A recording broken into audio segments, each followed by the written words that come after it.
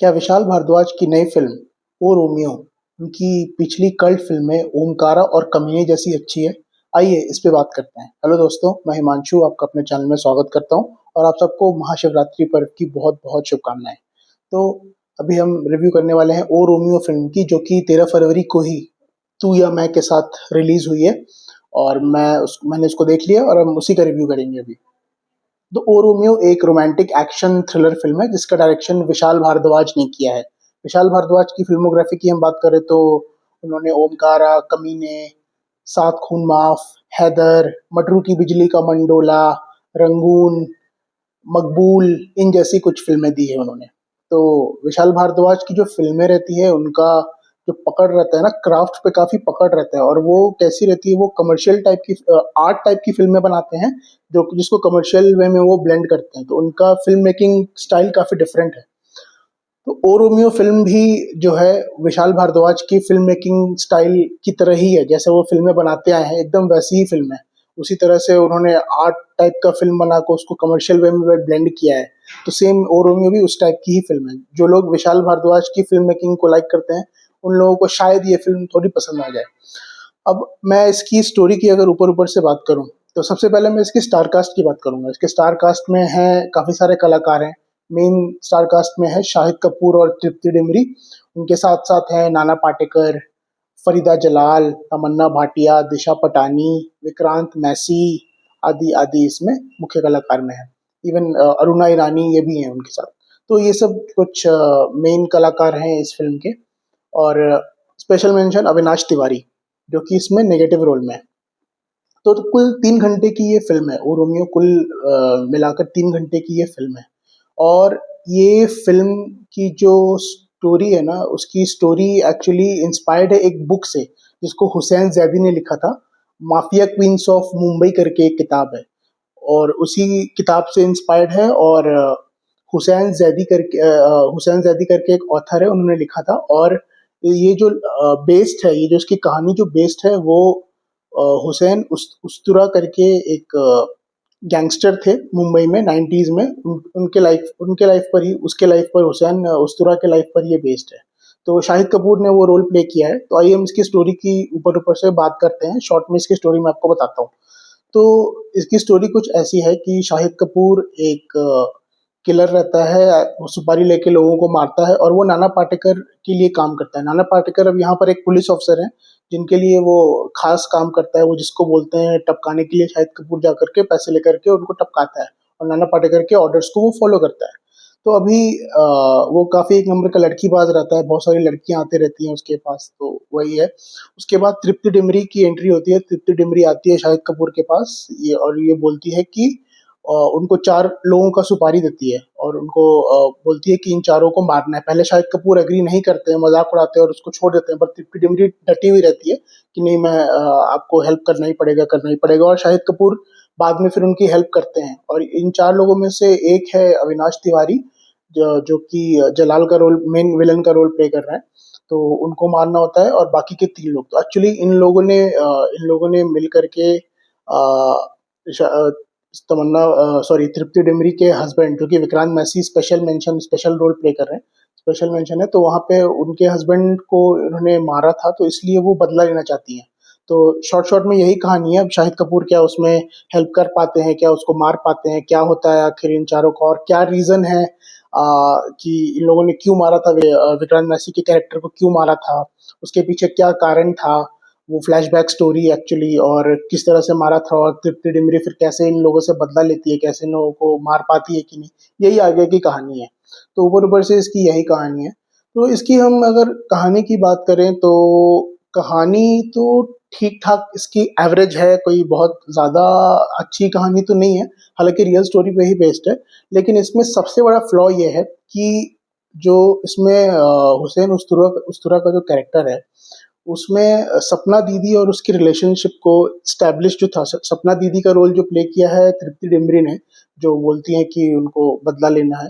तो actual life में अगर देखा जाए, जहाँ पे मैंने पढ़ा है काफ़ी सारे रेफरेंसेस में, तो हुसैन उस्तुरा और सपना दीदी, इनका भाई-बहन वाला रिश्ता था। इनका रिश्ता ऐसा था कि मतलब वो उनकी मुँह बोली बहन थी, वो बहन की तरह उनको ट्रीट करते थे। जो हुसैन उस्तरा गैंगस्टर। और यहाँ पे क्या दिखाया है कि तृप्ति डिमरी और शाहिद कपूर के बीच में रोमांस डेवलप हो जाता है। मतलब इसमें क्रिएटिव लिबर्टी लेने के लिए आप रिश्ता तो नहीं चेंज कर दोगे ना। तो एक सबसे बड़ा फ्लॉ तो इसमें ये है। दूसरी बात ये कि जो इसका स्क्रीन प्ले है, इसकी मैं अगर बात करूँ ना, स्टोरी इसका ठीक ठाक ही है, कोई बहुत ज्यादा अच्छा नहीं है। लेकिन जो स्क्रीन प्ले है ना, स्क्रीन प्ले अगर अच्छा रहता ना तो उसको और अच्छे वे में दिखाया जा सकता था। इसका सबसे बड़ा फ्लॉ इसकी स्क्रीन प्ले में ही है एक्चुअली।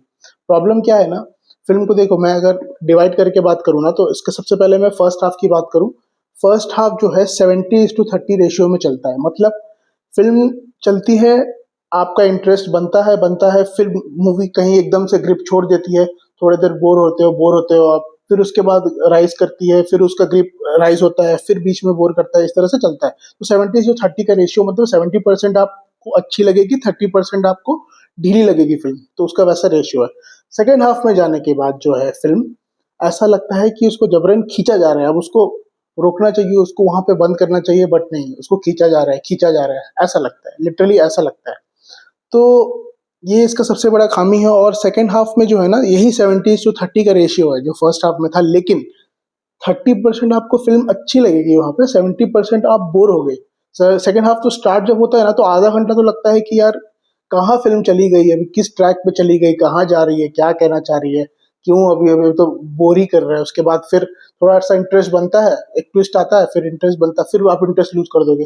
फिर तमन्ना भाटिया का बैक स्टोरी एक दिखाता है, उसमें आपका इंटरेस्ट बनेगा, फिर आप इंटरेस्ट लूज कर दोगे, और लास्ट में लगता है कि यार आप तो मूवी बंद ही कर दो, क्लाइमेक्स तो अब लिटरली अब बोर ही कर रहा है, अभी क्या, इसको जल्दी खत्म करो, ऐसा लगता है, लिटरली ऐसा लगता है उसमें। तो 30% ही आप एंजॉय करोगे, 70% आप बोर होगे उसके। सेकेंड हाफ की मैं बात कर रहा हूँ। फर्स्ट हाफ में 70% आप एंजॉय करोगे, 30% बोर होगे। यही इस फिल्म का एक्चुअल रिव्यू यही है। इसकी स्टोरी विशाल भारद्वाज नहीं लिखी है। विशाल भारद्वाज ही स्टोरी राइटर, अपने सारे फिल्मों का वही लिखते हैं, म्यूजिक भी वही कंपोज करते हैं। स्क्रीन प्ले भी विशाल भारद्वाज ने लिखा है, टुगेदर विद रोहन नरूला। रोहन नरूला ने भी मिलके ये स्क्रीन प्ले लिखा है। तो स्क्रीन प्ले फिल्म का ढीला है बॉस, ये बिलो एवरेज है एक्चुअली, ये बिलो एवरेज स्क्रीन प्ले मैं बोलूंगा। खराब तो नहीं बोलूंगा, फिल्म बुरी तो नहीं है, ऐसा तो नहीं कि एकदम बुरी फिल्म है, लेकिन फ्लॉज बहुत सारे हैं मूवी में। तो ये एकदम एक बिलो एवरेज स्क्रीन प्ले लिखा गया है इसका। परफॉर्मेंसेस की मैं बात करूँ तो परफॉर्मेंसेस जो हैं, इसका एक थोड़ा प्लस पॉइंट है। शाहिद कपूर की मैं बात करूँ, उन्होंने हुसैन उस्तरा का जो कैरेक्टर प्ले किया है, शाहिद कपूर, मतलब वो एक्चुअली उनकी एक्टिंग लाजवाब है। आपने उनको कबीर सिंह से ही मैं देखता है, और कबीर सिंह से उनकी एक्टिंग का एक अलग एंगल ही चला गया। और जो ये एंग्री वाला रोल, या फिर गैंगस्टर वाला, या फिर राउडी वाला रोल जो वो प्ले करते हैं ना, वो काफी अच्छा प्ले कर रहे हैं। कबीर सिंह के टाइम से ही वो जो ये रोल है ना, वो बहुत अच्छा प्ले करते हैं, और यहाँ पर भी वही दिख के आता है। शाहिद कपूर इज आउटस्टैंडिंग, मतलब एकदम आउटस्टैंडिंग है। सबसे बड़ा एसेट इस फिल्म के है नाना पाटेकर। नाना पाटेकर तो बात ही छोड़ दो, उनकी तो एक्टिंग लाजवाब ही रहती है, आप कोई भी फिल्म उनसे करा लो। और यहाँ पर भी बाप रे, उनकी जो एक्टिंग रहती है, कमाल बताऊं। मैं आपको स्पॉइलर नहीं दे रहा हूँ, लेकिन ये सीन मैं आपसे डिस्कस करता हूँ कि ये scene मुझे गजब लगा था, ये डायलॉग। उसमें नाना पाटेकर जी फरीदा जलाल को पूछते हैं, फरीदा जलाल जी को पूछते हैं कि आपका पैर तो ठीक है ना। वहां पे खड़े रहते हैं, बोलते हैं आपका पैर तो ठीक है ना। वो बोलती है हाँ अब तो ठीक है, ठीक है, थोड़ा साइड हो जाइए, तो मुझे जाने दीजिए, ऐसा करके बोलते हैं। और वो सीन आप देखना, जिस तरह से वो बोलते हैं ना, जैसे वो सीन प्ले आउट होता है, मजा आ जाएगा आपको लिटरली। तो नाना पाटेकर के कुछ कुछ शॉर्ट्स और कुछ कुछ डायलॉग्स काफी अच्छा है, काफी बढ़िया है। और फिर हम बात करेंगे विक्रांत मैसी का। तो वो एक बहुत ही टैलेंटेड एक्टर है, लेकिन यहाँ पे उनका गेस्ट अपीयरेंस है, उनको ज्यादा कुछ करने के लिए है नहीं। तो यहाँ पे मैं उनके परफॉर्मेंस के बारे में यहाँ पे ज्यादा कुछ नहीं कहूंगा, लेकिन जितना रोल मिला है उन्होंने ठीक ठाक ही किया है। उसके बाद तृप्ति डिमरी की मैं बात करूं, तो तृप्ति डिमरी की एक्टिंग एनिमल के बाद थोड़ी यहाँ पे दिख करके आई है कि हाँ, यहाँ पे उनकी एक्टिंग है। पर बीच में तो उनको एज अ शो पीस या एज अ एक्ट्रेस रहती हैं, या फिर जो स्टाइलिश वाली, वो फैशन के लिए सिर्फ जिनको रखा जाता है, वैसे मोस्ट ऑफ द रोल वो वैसा ही प्ले कर रही थी। यहाँ पे उनका थोड़ा सा आफ्टर एनिमल में बोलूंगा कि एक्टिंग है थोड़ी उनकी अच्छी है। तमन्ना भाटिया का रोल बहुत ही छोटा है, बहुत ही लिमिटेड है, पर जितना किया है उन्होंने ठीक ठाक ही काम किया है। हाँ, उनको थोड़ा और रोल मिल सकता था, लेकिन हाँ, मैं एक चीज जरूर बोलूंगा, नाना पाटेकर जी को जो रोल यहाँ पे मिला है ना, उनका स्क्रीन टाइम बहुत कम है।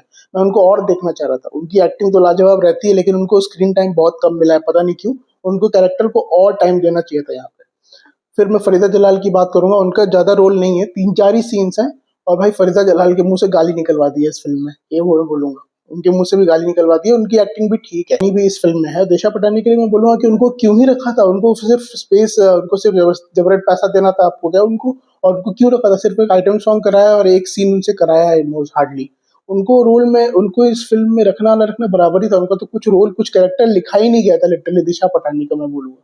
क्यों उनको क्यों थे वो, क्यों पता नहीं।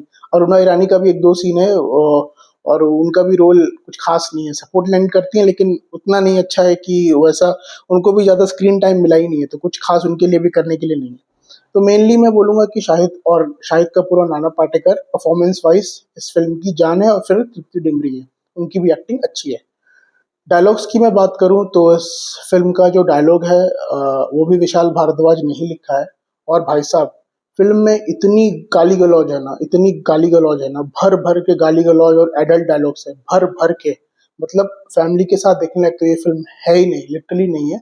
और हर एक सीन में बेमतलब का डायलॉग, बेमतलब का ये चल रहा है। और दूसरी बात, हाँ, मैं मिस कर गया बोलना, वायलेंस जो है इस फ़िल्म में ना, माइंडलेस वायलेंस है। एक होता है कि आप कुछ इमोशन, वायलेंस के पीछे का कुछ इमोशन दिखा रहे हो, जैसे एनिमल। एनिमल में आप देख लो, धुरंधर आप देख लो, ये फ़िल्में आप देख लो, इवन मार्को। ये फ़िल्में ऐसी थी ना जिसमें आप वायलेंस दिखा रहे हो, ओवर वायलेंट दिखा रहे हो, लेकिन उसके पीछे के इमोशन में आप कनेक्ट हो जा रहे हो, ठीक है? वैसा एक था, लेकिन यहाँ पे ना आपको ऐसा उसके पीछे का कुछ इमोशन नहीं कि हाँ, मारो इसको मारो, ऐसा वाला सीन आएगा ही नहीं। आपको उल्टा लगेगा कि यार क्या ये बेमतलब का मार रहा है, बेमतलब का ये माइंडलेस वायलेंस चल रहा है। लिटरली ऐसा ही फील आता है, पूरी फ़िल्म में ऐसा ही फील आता है। वायलेंस हद पार दिखाया है, कहीं-कहीं पे छोड़ करके वो भी कुछ ऐसे ही दिखाया, शाहिद कपूर सबको यूं उस तरह चला के मार रहा है, सबको उस तरह से सबको मार रहा है और ऐसा से चला रहा है, काफी अनरियलिस्टिक लगता है कहीं कहीं पे तो। और बेमतलब का वायलेंस जहाँ पे जरूरत नहीं थी, इतना ब्लडशेड की यहाँ पे जरूरत लगती ही नहीं है बिल्कुल, क्योंकि स्टोरी थोड़ी कमजोर है और वायलेंस भर भर के दिखा रहे हो, गाली गलौज भर भर के। क्या ही था मतलब। डायलॉग्स, कुछ कुछ डायलॉग्स अच्छे हैं। गाली गलौज कहीं कहीं पे ब्लेंड किया है, जहाँ जहाँ पे तो थोड़ा सुनने में अच्छा लगता है। नाना पाटेकर के कुछ डायलॉग्स हैं जो गाली गलौज वो करते हैं, लेकिन उनके कुछ डायलॉग्स हैं जो कि इंटरेस्टिंग है। और बाकी तो वही है, डायलॉग्स अच्छे तो लिखे गए हैं, लेकिन वही है कि गाली-गलौज कहीं-कहीं पे बेमतलब का भी गाली-गलौज ठूस दिया गया है यहाँ पे। तो चलो, डायलॉग्स को मैं बोलूँगा कि अबव एवरेज डायलॉग्स है फ़िल्म की। म्यूज़िक की मैं बात करूँ तो इसमें कुछ 5 गाने हैं, जिसमें से इसका जो एक उसका इसका 2 रोमांटिक सॉन्ग है जो शाहिद कपूर और तृप्ति डिमरी के बीच में प्ले होता है। और ये 2 गाने मुझे काफ़ी अच्छे लगे थे। उसके अलावा एक टाइटल ट्रैक है ओ रोमियो का, वो भी मुझे एक एवरेज सॉन्ग लगा था। बाकी जो पान की दुकान, वो गाना बहुत पॉपुलर हो गया, बट उसमें क्या ही था पॉपुलर होने के लिए, क्योंकि वो गाना मुझे तो लिटरली सुनने में भी अच्छा नहीं लग रहा था। वो पान की दुकान वाला जो गाना है ना, ऊपर गोरी का मकान और क्या-क्या है वो पता नहीं, बट वो गाना लिटरली उतना कुछ खास था नहीं। और एक और गाना फर्स्ट में प्ले होता है, कुछ डांस वाला ही गाना है, लेकिन वो भी मुझे पसंद नहीं आया था। हाँ, ये जो बस लव सॉन्ग जो मैंने बोला वो अच्छा है, और ओ रोमियो का टाइटल ट्रैक है वो अच्छा है। म्यूजिक भी विशाल भारद्वाज ने ही कंपोज किया है। सिनेमाटोग्राफी की मैं बात करूँ तो सिनेमाटोग्राफी जो है विशाल भारद्वाज की हर एक फ़िल्म में देखो उनका क्राफ्ट अच्छा रहता है। नो डाउट उनकी फ़िल्म में वेल मेड रहती है, सब कुछ रहता है। लेकिन ना उनके फ़िल्म में पता नहीं क्यों एक डार्क टोन रहता है, पर डार्क टोन होने से प्रॉब्लम नहीं है। डार्क और डल टोन रहता है हर एक पूरी-पूरी फ़िल्म में।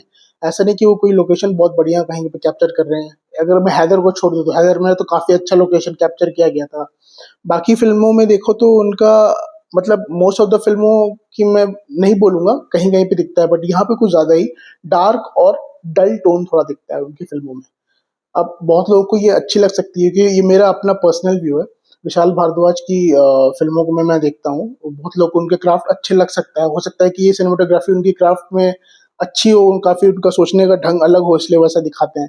बट वो थोड़ा-सा ना मतलब लगता है काफ़ी डल सा वो चल रहा है, ऐसा फ़ील आता है। मुझे ये मेरा पर्सनल ओपिनियन है, ज़रूरी नहीं है कि आप इससे एग्री करें, बट ये मेरा पर्सनल ओपिनियन है उनके सिनेमेटोग्राफ़ी को लेकर के। बाकी उनकी वे ऑफ फ़िल्म मेकिंग अलग ही रहती है, वही है। लेकिन भाई ये 3 घंटे की फ़िल्म थी ना, मैं एक ही बात बोलूँगा कि 3 घंटे के लायक तो ये फ़िल्म थी नहीं। इसको आराम से आप डेढ़ पौने 2 घंटे में ख़त्म कर सकते थे। खाली आप स्ट्रेच कर रहे थे। देखो भाई, मैं एक ही बात बोलूँगा, 3 घंटे की फ़िल्म हर कोई ना संदीप रेड्डी वांगा या हर कोई आदित्य धार नहीं होता है, कि आप कबीर सिंह और एनिमल बना दिए दोनों फ़िल्मों आप 3 साढ़े 3 घंटे की फ़िल्म बना दिए, और आपको कहीं पे भी ऐसा ऑडियंस को फ़ील नहीं हो रहा है कि कहीं पे भी बोर हो रहा हो, लगता है कि और चले फ़िल्म और चले फ़िल्म। ऐसा था उन दोनों फ़िल्म का जादू। और सेम गोज़ विद धुरंधर। बड़ी फ़िल्म थी, साढ़े 3 घंटे की फ़िल्म थी, लेकिन तभी भी लगता है कि यार ये फ़िल्म डेढ़ घंटे में ही खत्म हो गई होगी, और होना चाहिए था। धुरंधर 2 का लोग अभी पूरा एकदम क्रेज के साथ वेट कर रहे हैं कब आएगा 19 मार्च। वैसा क्रेज क्रिएट किया 3.5 घंटे की फिल्म होने के बावजूद, 3 साढ़े 3 घंटे की फिल्म होने के बावजूद यहाँ पे 3 घंटा लिटरली बोझिल फील होता है। तो विशाल भारद्वाज इज नॉट संदीप रेड्डी वांगा और आदित्य धार की वो 3 घंटे तक ऑडियंस को पकड़ के रखें।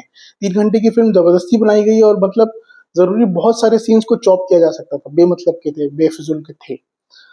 तो ओवरऑल सब कुछ देखते हुए मैं इस फिल्म को एक एवरेज फिल्म कहूंगा, उससे ज्यादा कुछ नहीं। और मेरी रेटिंग रहेगी 2.5 आउट ऑफ 5 स्टार। और अगर आप लोगों ने भी इस फिल्म को देखा है तो आप इस पर क्या सोचते हैं, आप मुझे नीचे कमेंट में बता सकते हैं।